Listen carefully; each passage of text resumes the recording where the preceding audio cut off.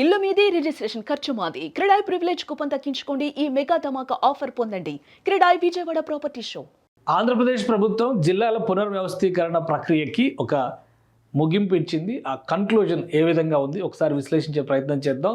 వీటన్నిటికీ సంబంధించి జనవరి 1వ తేదీ నుంచి ఈ మార్పులు చేర్పులు అన్నీ అమల్లోకి వస్తాయి. ఆ రోజే దానికి సంబంధించిన జీవోలు రిలీజ్ చేసేటువంటి అవకాశం ఉంటుంది. అలాగే 9 జిల్లాల్లో ఎలాంటి మార్పులు లేవు. ఆ 9 జిల్లాలు ఏంటి పరిశీలించేటువంటి ప్రయత్నం చేద్దాం. ఏపీ ప్రభుత్వం ఇచ్చినటువంటి డీటెయిల్స్ ప్రకారం చూస్తే కనుక క్యాబినెట్లో తీసుకున్న నిర్ణయం ఆల్రెడీ మంత్రుల కమిటీ ఇచ్చింది. వాటన్నిటిని స్క్రూటినీ చేసి క్యాబినెట్లో ఫైనల్ డెసిషన్ తీసుకున్నారు. 2 జిల్లాలు కొత్తగా ఏర్పడుతున్నాయి. ఒకటి ఇక్కడ రంపచోడవరం కేంద్రంగా పోలవరం జిల్లా ఏర్పడుతుంది. దీన్ని ఫస్ట్ ఆపుతారనేటువంటి చర్చ నడిచింది. జనాభా ప్రాతిపదికన చిన్న జిల్లా అవుతుందనేటువంటి ఉద్దేశం ఉంది. కానీ చేయాలని నిర్ణయం వచ్చింది కాబట్టి నిర్ణయం చేసేశారు.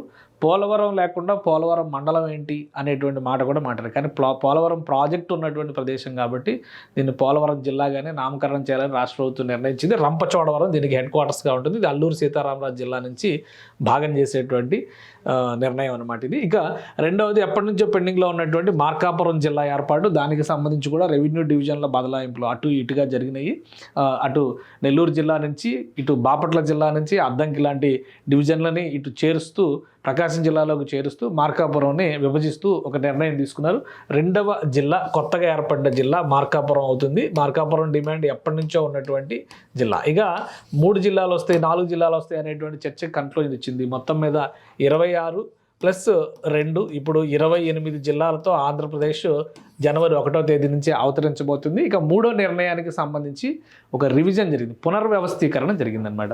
అంటే రాజంపేట కేంద్రంగా రాజంపేట జిల్లా అని ప్రచారం జరిగింది గత ప్రభుత్వ హయాంలో. ఎందుకంటే రాజంపేట పార్లమెంటరీ స్థానం, అన్నమయ్య జిల్లా అని పేరు పెట్టి రాయచోటిని కేంద్రం చేస్తారు. ఇప్పుడు ఆ జిల్లాను పునర్వ్యవస్థీకరించి మదనపల్లి కేంద్రంగా అన్నమయ్య జిల్లాని యథాతథంగా, ఎందుకంటే మదనపల్లి జిల్లాని పేరు పెట్టడం లేదు, అన్నమయ్య జిల్లా అనే పేరునే కొనసాగిస్తున్నాం అని చెప్పని రాష్ట్ర ప్రభుత్వం చెప్పింది. అయితే ఇందులో కొన్ని రెవెన్యూ డివిజన్ని ఇటు తిరుపతి జిల్లాలో కలిపారు, కొన్ని కడప జిల్లాలో కలిపారు.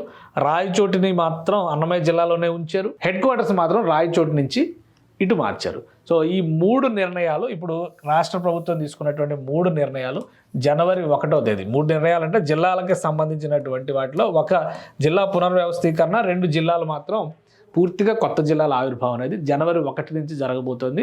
ఈ మ్యాప్లో కొన్ని మాడిఫికేషన్స్ ఉంటాయి. ఇది 26 జిల్లాల మ్యాప్ మాత్రమే.